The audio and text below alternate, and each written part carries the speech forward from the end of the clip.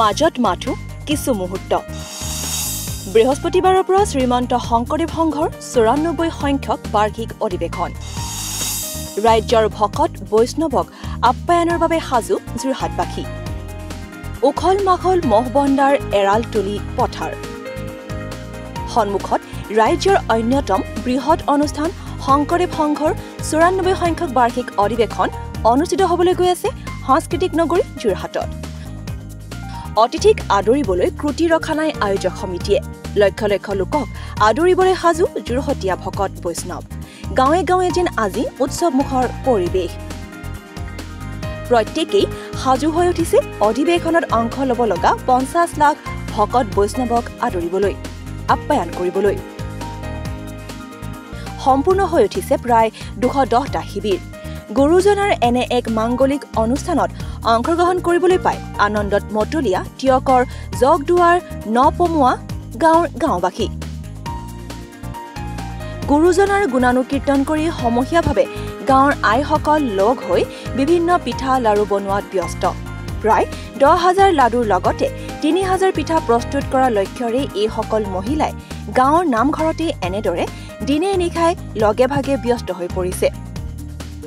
৬ ফেব্ৰুৱাৰীৰ পৰা আৰম্ভ হ'ব লগা এই বৃহৎ আধ্যাত্মিক অনুষ্ঠানটিৰ বাবে উৎকণ্ঠা বাঢ়িছে ৰাইজৰ মাজত জয়গুৰু শংকৰ শ্ৰীমন্ত শংকৰদেৱ সংঘ ৰঙিয়া জিলা শাখাৰ যি ৯৩ সংখ্যক বাৰ্ষিক অধিৱেশন অনুষ্ঠিত হৈছিল আৰু সেই ৰঙিয়া জিলা শাখাৰ পৰা অতি হেঁপাহৰ প্ৰাণৰ অনুষ্ঠান শ্ৰীমন্ত শংকৰদেৱ সংঘৰ যোৰহাট জিলা শাখাই আতিথ্যত যিহেতু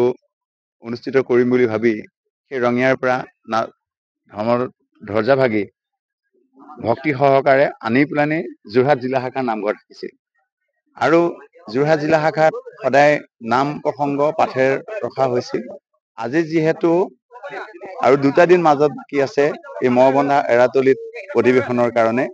নীতিগতভাৱে মহাপুৰুষীয়া আদৰ্শৰ নীতিগতভাৱে শ্ৰীমন্ত শংকৰদেৱ সংঘৰ যোৰহাট জিলা শাখাৰ নৱনিৰ্বাচিত সভাপতিভাৱে তথা কাৰ্যনিৰ্বাহকৰ বিষয়ববীয়াসকলে যোৰহাটবাসী ৰাইজে আজি এই অধিৱেশনস্থলীলৈ সেই ধৰ্মধ্বজা বাকী আনি ইয়াত যিভাগে নামঘৰ স্থাপন কৰা আছিল সেই নামঘৰ স্থাপন কৰা হৈছে আৰু এই নামঘৰৰ পৰাই এই পতাকা ভাগি অহা ৮ তাৰিখে পুৱা ৯ বজাত নৱনিৰ্বাচিত পদাধিকাৰীৰ বাবে উত্তোলন কৰিব আকৌ সেই পতাকা ভাগি যেতিয়া ৮-৯ তাৰিখৰ দিনা সমাপ্ত হ'ব ইয়াৰ পিছত আকৌ তেজপুৰলৈ যাব গতিকে আমাৰ সেই পতাকা ভাগি অনাৰ যিটো নিয়ম বা ইয়াত নামঘৰ ৰখাৰ যিটো নীতি সেই নীতি নিয়মৰ মাজেৰে আচলতে এই পতাকা ভাগি অনা হৈছে